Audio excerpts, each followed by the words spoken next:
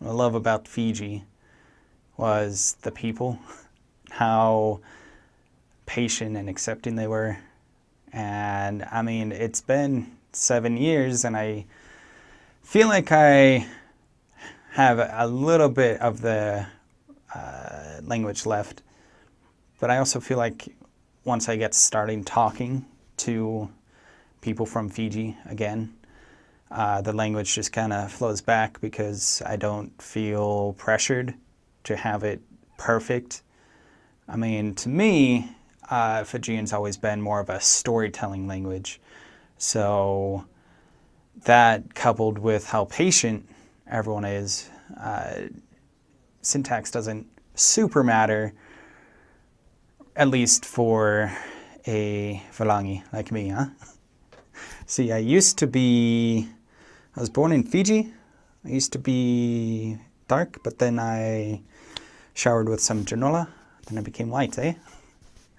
What else?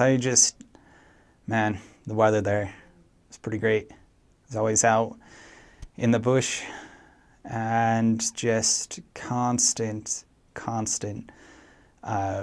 wind breeze and 85 degrees constantly, 100% humidity, and I loved it. I mean, I've put on a lot of weight since I've been home.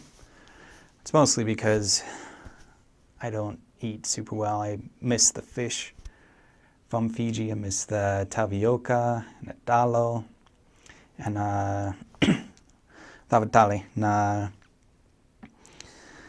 namulolo, patake na koli. And man, it's kind of hard to describe what living in Fiji, how it impacted my life. I love telling stories about Fiji. I love sharing my experiences there, but when I'm sat down in front of a camera as I am now, it's a little, I don't know, kind of hard to put it into words, but yeah, I served an LDS mission there, so 2 years. Most missionaries, they just go out and knock on doors all day, every day for 2 years. And I'm really glad I didn't have to do that because you just go and, I mean, even if people aren't really interested in the message, we're able to sit down and just talk about the gospel, talk about Christ and all these fantastic things. I remember my first area in the island of Luvuka, the town of Ovalau. I was so homesick. I mean, it's the first time I've been that far away from home.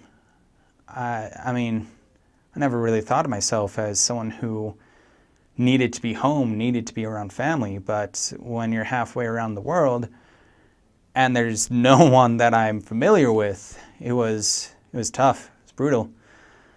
But I remember specifically there's a member of the church, Sister Nunia, and she kind of always took me in, always kind of fussed over me, and always made me, or tried her best to make me feel comfortable in this new country, in this new culture, learning this new language that I felt like I was kind of understanding in the MTC, and then as soon as I got to Fiji, it just, man, kind of threw me for a loop. Levuka was pretty great. My second, or my favorite area, I should say, was Savu, the hidden paradise of Fiji. Man, really loved spending time with the people there. Remember spending time with Vatu and Sisi and their family, and Timothy and Luisa and Teresa and Amalei, and it was really cool. I got to see Amalei came on her mission here to Utah, to Salt Lake, and so I got to visit with her. It was really cool. When I was going around to all the different sisters trying to find her, they're like, "Oh, Sister Talatoka, I love her." I'm like, "Yeah, that's my convert." I mean, yeah, she did it all herself. first question she asked in the very first lesson was how I knew that Thomas S. Monson was a prophet of God. And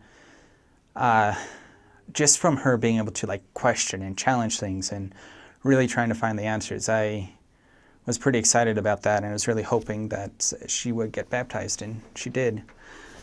Man, so I could go on and on about Fiji. I miss the Milo and the bisquete. Speaking of bisquete, man, reminds me of the Rotumans, how the missionaries came out and gave them biscuits, and then they're running out. They're like, man, what do we do? So they planted the bisquete, and it absorbed the water.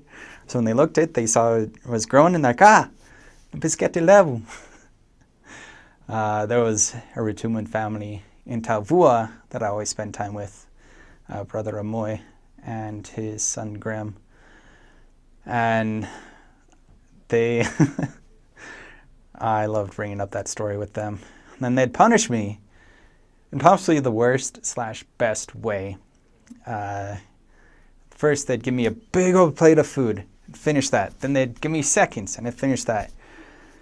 And then they'd give me like 3 bowls of ice cream.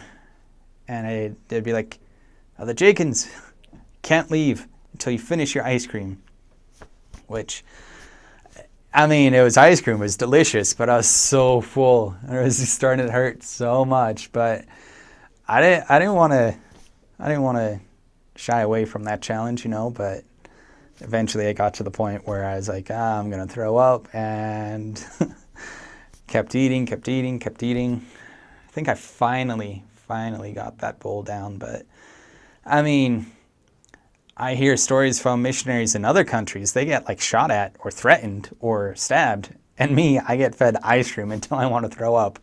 So, and also, man, remember how I talked about tracting? Didn't super happen a lot in Fiji because you'd go over to members' houses and they'd always have a family member over and they'd take the lessons, and then you could go over to like different friends of theirs or family of theirs, or they'd come over to their house. So really, tracting, as in door to door, didn't so much happen for me. I mean, we did walk from appointment to appointment, but generally that walking was along the ocean, the Pacific Ocean, which is beautiful. My last area was Rambi, and that place is so beautiful. I mean, the locals always refer to it as remember a beautiful island. That's how you spell Rambi. And I remember just paid about 50 cents for a coconut. I was just drinking coconut water, which is the best. It's so delicious. And then I was just walking down the street with my companion to our next appointment and realized that that is the American ideal for a vacation. I mean, walking down the Pacific Ocean, drinking a coconut with breeze in my face, it's like people pay thousands and thousands of dollars, and here I was. I mean, I was paying out of pocket to be there to serve people, but that was a pretty nice perk. That was a really fun time in my life. I feel like it really helped me to gain perspective on life. There's a lot of service that I did, a lot of things that I learned from the Fijian people that I would never have been able to learn unless I had gone on that LDS mission. And I mean, I also feel that I got blessed from my Father in heaven as well for putting my life on hold for 2 years. To me, it really wasn't that big of a sacrifice because my life wasn't really going anywhere anyways. And putting that on hold, going to Fiji and serving, it really was a springboard into everything good that's happened in my life. And now, I mean, recently I've been kind of getting beat down by life, but talking about this reminds me of Fiji, reminds me of how awesome it was, kind of puts that motivation back in me, you know?